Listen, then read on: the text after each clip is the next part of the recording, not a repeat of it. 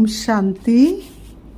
30 सितंबर 2024 प्रातः मुरली। ओम शांति। बाप दादा मधुबन। आज बाबा ने सुनाया, मीठे बच्चे अपनी बैटरी चार्ज करने का ख्याल करो, अपना टाइम पर चिंतन में वेस्ट मत करो, अपनी घोंट तो नशा चढ़े। मीठे बच्चे अपनी बैटरी चार्ज करने का ख्याल करो, अपना टाइम पर चिंतन में वेस्ट मत करो, अपनी घोंट तो नशा चढ़े। आज की मुरली से बाबा ने प्रश्न किया है, ज्ञान 1 सेकंड का होते हुए भी बाप को इतना डिटेल से समझाने व इतना समय देने की आवश्यकता क्यों? ज्ञान 1 सेकंड का होते हुए भी बाप को इतना डिटेल में समझाने व इतना समय देने की आवश्यकता क्यों? उत्तर में बाबा ने बताया, क्योंकि ज्ञान देने के बाद बच्चों में सुधार हुआ या नहीं ये भी बाप देखते हैं। बाबा कहते हैं और फिर सुधारने के लिए ज्ञान देते ही रहते हैं। जब तक सुधर ना जाएंगे तब तक ज्ञान देते ही रहते हैं। सारे बीज और झाड़ का ज्ञान देते हैं, जिस कारण उन्हें ज्ञान सागर कहा जाता है। अगर 1 सेकंड का मंत्र देकर चले जाएं तो ज्ञान सागर का टाइटल भी ना मिले। 1 सेकंड का मंत्र दे करके और बाबा चले जाएं तो बाबा को फिर ज्ञान सागर का टाइटल भी मिल नहीं सकता। ऐसे तो गुरु गुसाई भी करते हैं। क्या करते हैं? मंत्र देते हैं और फिर चले जाते हैं। बाबा कहते नहीं। ओम शांति। रूहानी बाप बैठ रूहानी बच्चों को समझाते हैं। भक्ति मार्ग में परम पिता परमात्मा शिव को यहाँ ही पूजते हैं। बल बुद्धि में है कि ये होकर गए हैं। जहाँ पर लिंग देखते तो उनकी पूजा करते हैं। ये तो समझते हैं शिव परम धाम में रहने वाला है, होकर गए हैं। बाबा कहते इसलिए उनका यादगार बनाकर पूछते हैं। जिस समय याद किया जाता है तो बुद्धि में जरूर आता है कि निराकार है जो परम धाम में रहने वाला है, उनको शिव कह पूजते हैं। मंदिर में जाकर माथा टेकते हैं, उन पर दूध फल जल आदि चढ़ाते हैं। परंतु वह तो जड़ है, जड़ की भक्ति ही करते हैं। बाबा कहते हैं अभी तुम जानते हो वह है चेतन, उनका निवास स्थान परम धाम है। बाबा ने कहा वह लोग जब पूजा करते तो बुद्धि में रहता है कि परम धाम निवासी है, होकर गए हैं, तब ये चित्र बनाए गए हैं। जिसकी पूजा की जाती है वह चित्र कोई शिव नहीं है, उनकी प्रतिमा है। वैसे ही देवताओं को भी पूजते हैं। जड़ चित्र है, चेतन नहीं है। परंतु वह चेतन जो थे वह कहाँ गए यह नहीं समझते। जरूर पुनर्जन्म ले नीचे आए होंगे। अभी तुम बच्चों को ज्ञान मिल रहा है। समझते हो जो भी पूज्य देवता थे वह पुनर्जन्म लेते आए हैं। आत्मा वही आत्मा का नाम नहीं बदलता है। बाबा कहते बाकी शरीर का नाम बदलता है, आत्मा का तो कभी नाम बदलता नहीं है। वह आत्मा कोई ना कोई शरीर में है, पुनर्जन्म तो लेना ही है। तुम पूजते हो उनको जो पहले पहले शरीर वाले थे। सतयुगी लक्ष्मी नारायण को पूजते हो। इस समय तुम्हारा ख्याल चलता है, जो नॉलेज बाप देते हैं तुम नहीं। बाबा ने कहा तुम समझते हो जिस चित्र की पूजा करते हुए पहले नंबर वाला है। ये लक्ष्मी नारायण चेतन थे, यहाँ ही भारत में थे, अभी नहीं है। मनुष्य ये नहीं समझते कि वह पुनर्जन्म लेते लेते भिन्न नाम रूप लेते 84 जन्मों का पाठ बजाते रहते हैं। ये किसके ख्याल में भी नहीं आता। सतयुग में थे तो जरूर, परंतु अब नहीं है। ये भी किसको समझ में नहीं आती। अभी तुम जानते हो। बाबा कहते ड्रामा के प्लान अनुसार फिर चेतन में आएंगे जरूर। मनुष्यों की बुद्धि में ये ख्याल ही नहीं आता। बाकी इतना जरूर समझते हैं।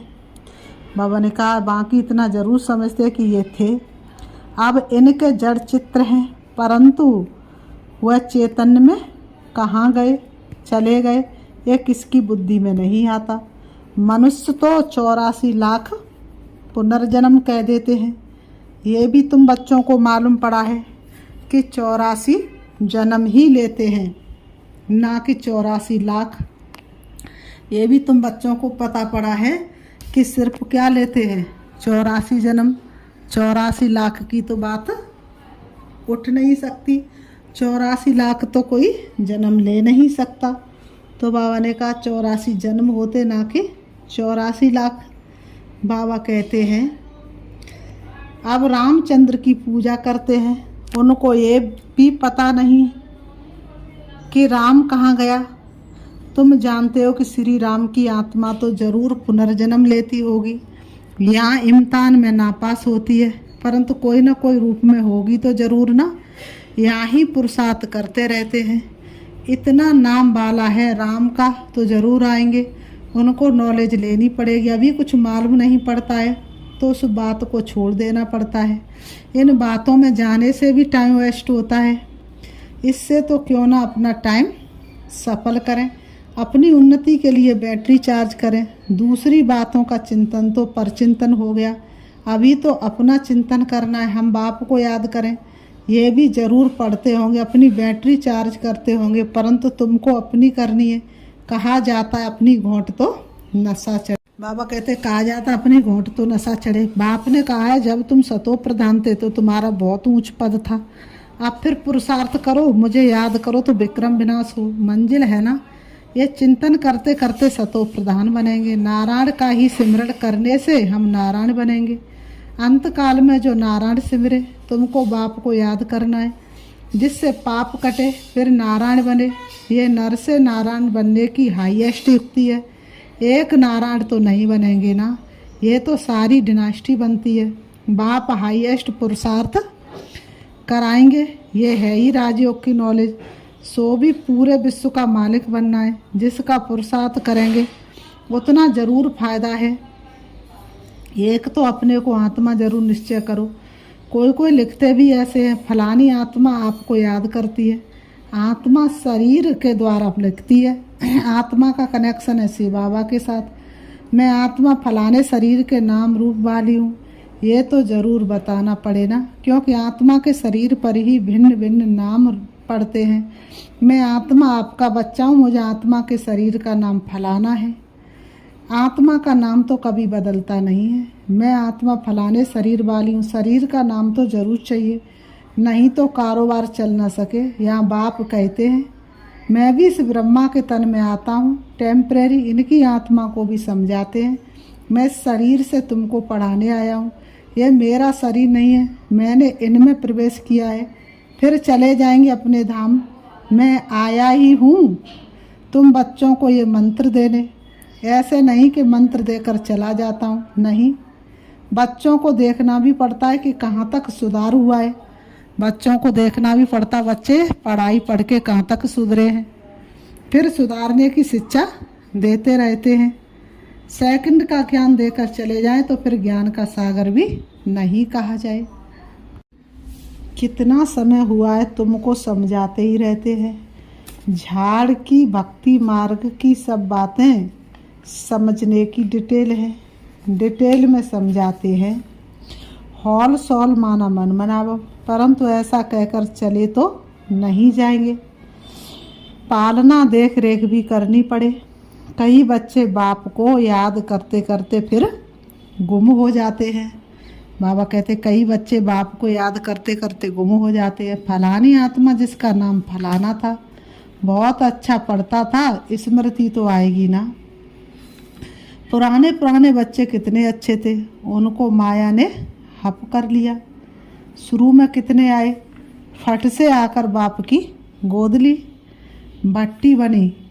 इसमें सबने अपना भाग्य आजमाया, फिर लक आजमाते आजमाते माया ने एकदम उड़ा दिया। कितने भाई बहन थे, 14 वर्ष तक कैसी भट्टी चली।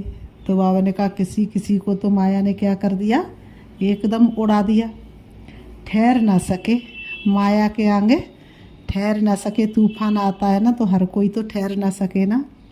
फिर 5000 वर्ष के बाद भी ऐसे ही होगा, फिर वही ड्रामा चलेगा। कितने चले गए? आधा झाड़ तो जरूर गया। बताओ, 4 से भाई बहन में से आधे तो जरूर गए। बल झाड़ वृद्धि को पाया है, परंतु पुराने तो चले गए ना। समझ सकते हैं, उनसे कुछ फिर आएंगे जरूर पढ़ने।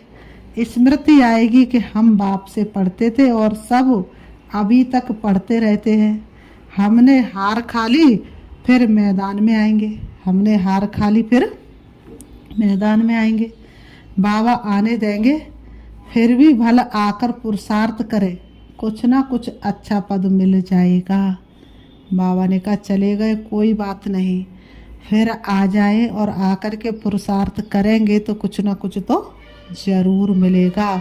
रहम दिल बाप है ना। बाप स्मृति दिलाते, मीठे मीठे बच्चे माँ में कम याद करो तो पाप कट जाएंगे। अब कैसे याद करते हो? क्या ये समझते हो कि बाबा परम धाम में है? नहीं, बाबा तो यहाँ रथ में बैठे हैं। बाबा जब रथ में बैठे हैं तो रथ में है ना। इस रथ का सबको मालूम पड़ता जाता है। ये है भाग्यशाली रथ। भागीरथ बने अपने ही भोलेपन में और भगवान आए तुम्हारे ही तन में। इनमें आया हुआ है। भक्ति मार्ग में थे तो उनको परम धाम में याद करते थे, परंतु ये नहीं जानते थे कि याद से क्या होगा। बाबा कहते अभी तुम बच्चों को बाप खुद इस रथ में बैठ श्रीमत देते हैं, इसलिए तुम बच्चे समझते हो। बाबा यहाँ इस मृत्यु लोक में पुरुषोत्तम संगम युग पर है। तुम जानते हमको ब्रह्मा को याद नहीं करना है। बाबा ने कहा तुम जानते हो हमको ब्रह्मा को याद नहीं करना है। बाप कहते हैं माँ में कम याद करो। मैं इस रथ में रहकर तुमको ये नॉलेज दे रहा हूँ, अपनी भी पहचान देता हूँ। मैं यहाँ हूँ। आगे तो तुम समझते थे परम धाम में रहने वाला है, होकर गया है, परंतु कब ये पता नहीं था। आगे तो समझते थे पार ब्रह्म परमेश्वर है, परमात्मा जरूर इस सृष्टि रंगमंच पर होकर के गया, लेकिन कब गया ये नहीं पता। होकर तो सब गए हैं ना। जिनके भी चित्र है अभी वह कहाँ है ये किसको पता नहीं है। जो जाते हुए फिर अपने समय पर आते हैं, भिन्न भिन्न पाठ बजाते रहते हैं। स्वर्ग में तो कोई जाते नहीं। बाप ने समझाया है स्वर्ग में जाने के लिए तो पुरुषार्थ करना होता है, और पुरानी दुनिया का अंत नई दुनिया की याद ही चाहिए, जिनको पुरुषोत्तम संगम युग कहा जाता है। यह ज्ञान अभी तुमको है। मनुष्य कुछ भी नहीं जानते, समझते भी है शरीर जल जाता है, बाकी आत्मा चली जाती है। अब कलयुग है तो जरूर जन्म कलयुग में ही लेंगे। सतयुग में थे तो जन्म भी सतयुग में लेते थे। ये भी जानते हो आत्माओं का सारा स्टॉक निराकारी दुनिया में होता है। ये तो बुद्धि में बैठा है ना, फिर वहाँ से आते हैं यहाँ शरीर धारण कर जीव आत्मा बन जाते हैं। सबको यहाँ आकर जीव आत्मा बनना है, फिर नंबरवार वापस जाना है। सबको तो नहीं ले जाएंगे, नहीं तो प्रलय हो जाए। दिखाते हैं कि प्रलय हो गई, रिजल्ट कुछ नहीं दिखाते। तुम तो जानते हो ये दुनिया कभी खाली नहीं हो सकती है। गायन है राम गयो रावण गयो, जिनका बहुत परिवार है। सारी दुनिया में रावण संप्रदाय है ना, राम संप्रदाय तो बहुत थोड़ी है। राम की संप्रदाय है ही सतयुग त्रेता में, बहुत फर्क रहता है। बाद में फिर और टाल टालियाँ निकलती हैं। अभी तुमने बीज और झाड़ को भी जाना है। बाप सब कुछ जानते तब तो सुनाते रहते, इसलिए उनको ज्ञान सागर कहा जाता है। एक ही बात अगर होती तो फिर कुछ शास्त्रार्थ भी बन न सके। झाड़ की डिटेल भी समझाते रहते हैं। मूल बात नंबर 1 सब्जेक्ट है बाप को याद करना। इसमें ही मेहनत है, इस पर ही सारा मदार है। बाकी झाड़ को तो तुम जान गए हो। दुनिया में इन बातों को कोई भी नहीं जानते हैं। तुम सब धर्म वालों की तिथि तारीख आदि सब बताते हो। बाबा कहते आधा कल्प में ये सब आ जाते हैं। बाकी है सूर्यवंशी और चंद्रवंशी। इनके लिए बहुत युग तो नहीं होंगे ना, है ही 2 युग। वहाँ मनुष्य भी थोड़े हैं, 84 लाख जन्म तो हो भी न सके। मनुष्य समझ से बाहर हो जाते हैं, इसलिए फिर बाप आकर समझ देते हैं। बाप जो रचयता है वही रचता और रचना के आदि मध्य अंत की नॉलेज बैठ देते हैं।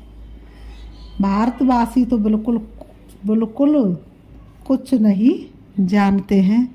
भारतवासी तो बिल्कुल कुछ नहीं जानते हैं, सबको पूजते रहते हैं। मुसलमानों को, पारसी आदि को जो आया उनको पूजने लग पड़ेंगे, एक के पीछे एक लगा रहेगा, क्योंकि अपने धर्म और धर्म स्थापक को भूल गए हैं। और तो सब अपने अपने धर्म को जानते हैं, सबको मालूम है फलाना धर्म कब किसने स्थापन किया। वहाँ की सतयुग त्रेता की हिस्ट्री ज्योग्राफी का किसको भी पता नहीं है। चित्र भी देखते शिव बाबा का ये रूप है, वही ऊंचे तो ऊंच बाप है, तो याद भी उनको करना है। यहाँ फिर सबसे जास्ती पूजा करते हैं श्री कृष्ण की, क्योंकि नेक्स्ट में है ना, शिव बाबा आया ज्ञान सुनाने, फिर सतयुग आया तो वो कौन आया, श्री कृष्ण आया। प्यार भी उनको करते तो गीता का भगवान भी उनको समझ लिया है। सुनाने वाला चाहिए तब तो उनसे वर्षा मिले। बाप ही सुनाते हैं नई दुनिया की स्थापना और पुरानी दुनिया का विनाश कराने वाला, और कोई तो हो ना सके सिवाय एक बाप के। ब्रह्मा द्वारा स्थापना, शंकर द्वारा विनाश, विष्णु द्वारा पालना, ये भी लिखते हैं। यहाँ के लिए ही है, परंतु समझ कुछ भी नहीं। तुम जानते हो वह है निराकारी सृष्टि, ये है साकारी सृष्टि। सृष्टि तो यही है, यहाँ ही राम राज्य और रावण राज्य होता है। महिमा सारी यहाँ की है, बाकी सूक्ष्म वतन का सिर्फ साक्षात्कार होता है। मूल वतन में तो आत्माएं रहती हैं, फिर यहाँ आकर पाठ बजाती हैं। बाकी सूक्ष्म वतन में क्या ये चित्र बना दिया है जिस पर बाप समझाते हैं। तुम बच्चों को ऐसा सूक्ष्म वतनवासी फरिश्ता बनना है। फरिश्ते हड्डी मांस बगैर होते हैं, कहते हैं ना, ददीच ऋषि ने हड्डियां भी दे दी। बाकी शंकर का गायन तो कहाँ है नहीं। ब्रह्मा विष्णु का मंदिर है, शंकर का कुछ है नहीं, तो उनको लगा दिया है विनाश के लिए। बाकी ऐसे कोई आंख खोलने से विनाश करता नहीं है। देवताएं फिर हिंसा का काम कैसे करेंगे, ना वह करते हैं, ना शिव बाबा ऐसा डायरेक्शन देते हैं। ना देवता ऐसा हिंसा का काम करते हैं, और ना ही देवताओं को शिव बाबा ऐसा डायरेक्शन देते हैं कि विनाश करो। तो बाबा कहते हैं डायरेक्शन देने वाले पर भी तो आ जाता है ना। अगर किसी ने कहा इनको मारो, उसने मार दिया, तो उस पर भी तो दोष आ जाए ना।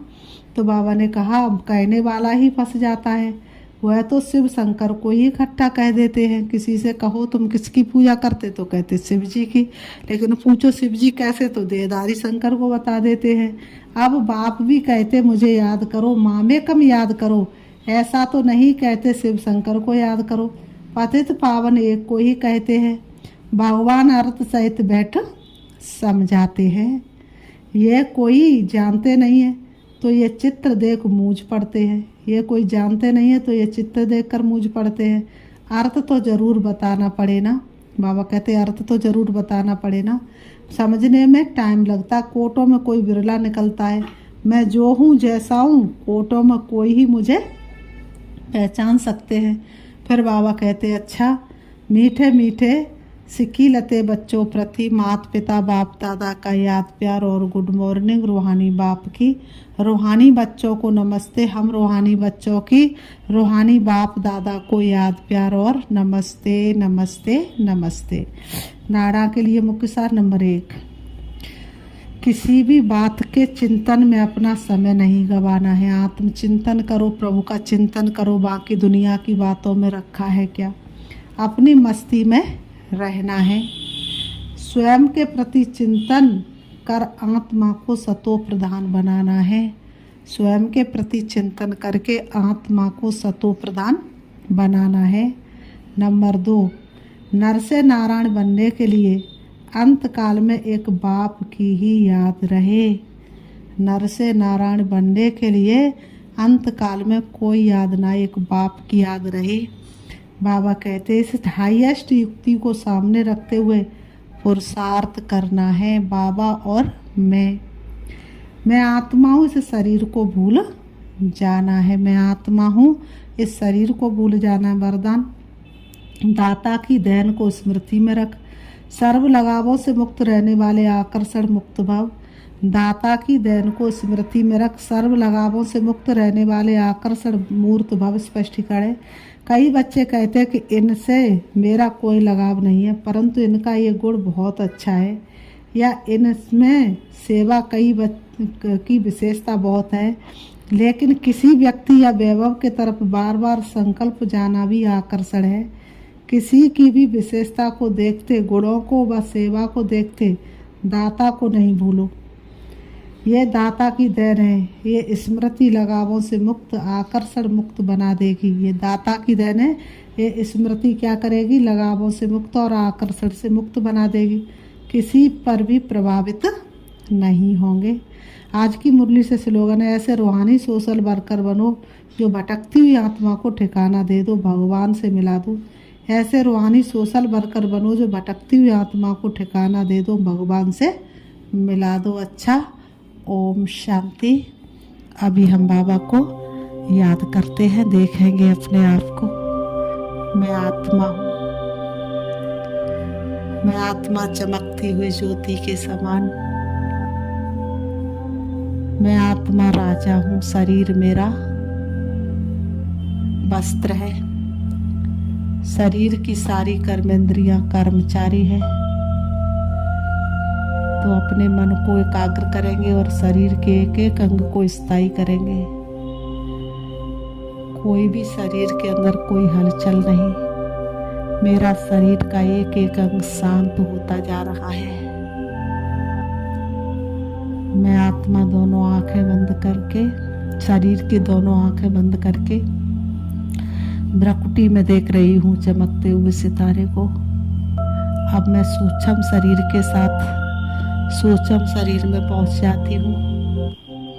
अब मैं दोनों आंखें खोलती हूँ और बाप दादा को अपने सामने देखती हूँ। मेरे ज्ञान के नेत्र से मुझे बाबा दिखाई दे रहे हैं। दिव्य चक्षु से मैं बाबा को देख रही हूँ। बाबा के मस्तक से शक्तिशाली किरणें निकलते हुए मेरी भ्रकुटी में समाती जा रही हैं और मैं आत्मा वास्तव में शक्तिशाली बन रही हूँ।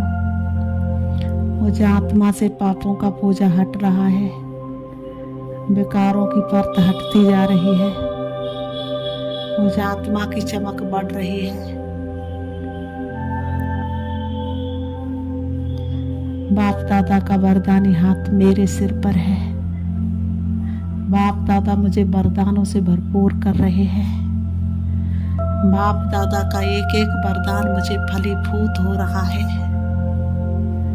बाप दादा से वरदान लेती हुई मैं आत्मा नीचे की दुनिया में आ रही हूँ। मेरे अंग अंग से शक्तिशाली किरणें निकल निकल के विश्व के कोने कोने में फैल रही है। सारे विश्व की आत्मा पावन होती जा रही है। सभी बाप से अपने आप को जोड़ रहे हैं। अब मैं आत्मा आ जाती हूँ सृष्टि रंगमंच पर, आकर के दोनों भ्रमों के बीच भ्रकुटी में विराजमान हो जाती हूँ। मुझे आत्मा का प्रकाश चारों तरफ फैल रहा है। चारों तरफ का वातावरण शक्तिशाली बन रहा है। कोई भी मेरे सन्मुख आता है, सुख शांति का अनुभव करके जाता है। कोई भी मेरे सामने आता है, बुराइयों से मुक्त होता चला जाता है। मैं शक्तिशाली आत्मा हूँ, मैं शक्तिशाली आत्मा हूँ। ओम शांति, ओम शांति।